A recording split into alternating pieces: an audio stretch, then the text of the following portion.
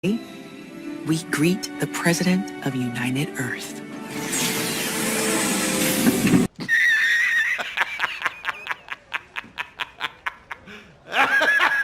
Now, obviously, you are not allowed to criticize this, you bigot. You may lose your job if you say something about this, right? But I want you to imagine something. I want you to imagine that in a Star Trek episode, you would have Ted Cruz making an appearance. Or Mitch McConnell. And I want you to imagine how the blue check marks, the anointed ones, would react on Twitter. And you need to react exactly like they would react. The exact way you know they would react. That's how you need to react with this right now. Exactly the same. But you know what? Right-wingers, they don't react like this. And this is why you deserve this level of Star Wars. This is why you get what you deserve. If you're a Star Wars fan, you deserve that. It's really progressive. It's for you. Now, the reason why a lot of people are upset is because now you got like all these articles from Newsweek talking about how Stacey Abrams sends her fans wild. And, you know, like they're basically using Star Trek as a springboard to talk about politics. Like it's literally a Democrat propaganda thing happening right now.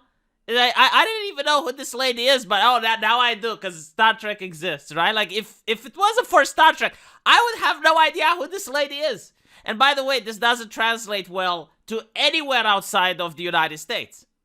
Now, when you look at it, they talk about how the Star Wars season finale, you know, they're so progressive and it's so amazing.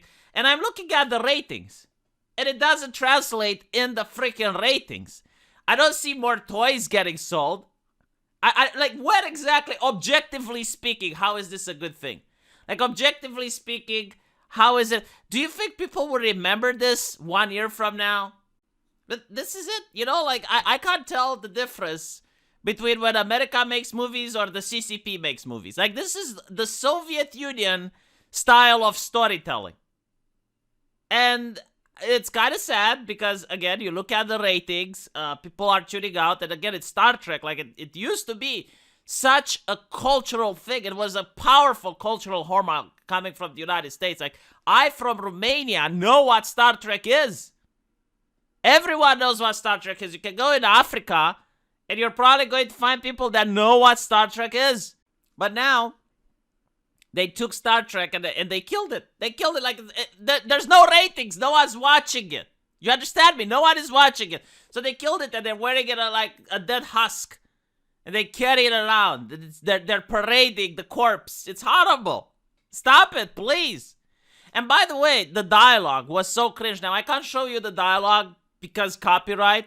But that's not how human beings talk. The acting was so poor.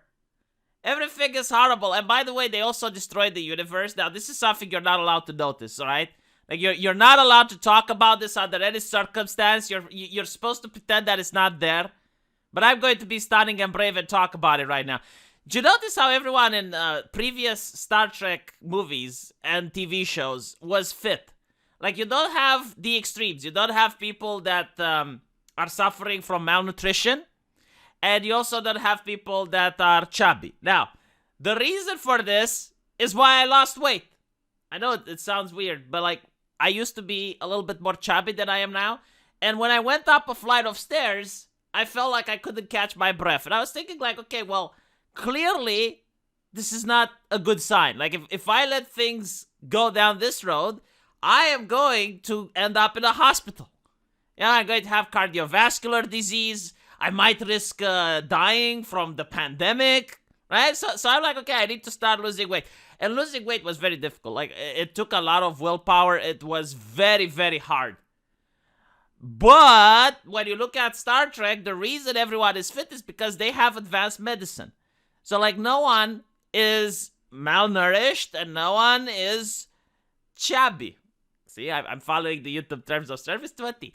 And because of that, everyone gets to be healthy, right? Like in Star Trek, you just take a pill and wham, bam, and you're healthy. Because they have such advanced medicine. But like, they don't care about the lore anymore, right? Like, they literally don't care about the lore. And this is not, it's just like one example. Like, the politics is what's important, right? The message is what matters. It doesn't matter, like, does this fit in the universe? Does it make any sense? No. Like, what matters is, like, what is the political message? What do we need to do? We need to promote the Democrats. How can we do that? Let's take a Democrat senator, put him in the TV show, then everyone gets to talk about it, and people are aware of who this person is and what their political message is. That is it. Like, it's not an outlet for entertainment. And by gods, do we not need an outlet for entertainment? Especially now.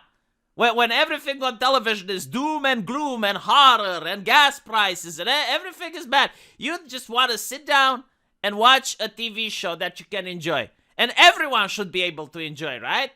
If you're a right-winger or if you're a left-winger, you should be able to enjoy.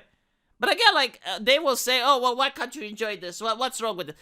Imagine if Ted Cruz or Donald Trump would appear in Star Trek. In fact, just so you can understand, do you guys remember when Donald Trump starred in Home Alone 2? And he had like a cameo?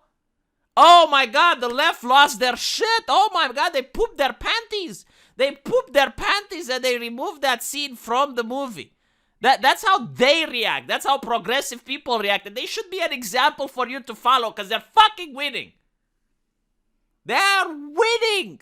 They're taking everything. And because you refuse to follow their example, because they're like, oh, I got my principles, you deserve to lose. You deserve this to be done to your Star Trek. You deserve to have to tune out. And your franchise is ruined and destroyed because you just refuse to do what they are doing. Honestly, all you have to do is to promote shows that are apolitical or that are pushing your politics and boycott the ones that aren't pushing your politics. Actually, you know what? I take it back. There are people boycotting Star Trek. Like, again, the ratings speak for themselves. I don't need Newsweek to tell me how awesome it is and the fans going wild. I mean, yeah, sure, you know, the show has like 5 fans left. I'm pretty sure they're wild. That might be the case. I mean, I'm not calling fake news on this style because it doesn't tell you the double digits of the number of fans that still watch Star Trek. So that is a thing. Like, people are indeed boycotting. It's true. You know, I take it back. But there needs to be some pushback as well. Some outrage coming out. Again, like the exact way that they would act is how you need to act. Be a little bit outraged about it. And don't tell anyone you don't have a reason or you're not supposed to be outraged. You're absolutely in the whole right of being outraged. Because, again, people who are angry need an outlet to tune out, right? You go in real life, you see the gas prices, it makes you angry. So you come home, you'd want to relax. But no, you can't, because it reminds you of politics. So yeah, people are going to be very upset if they can't relax. Let me know what you guys think, though, and I'll see you in the comment section. Take care.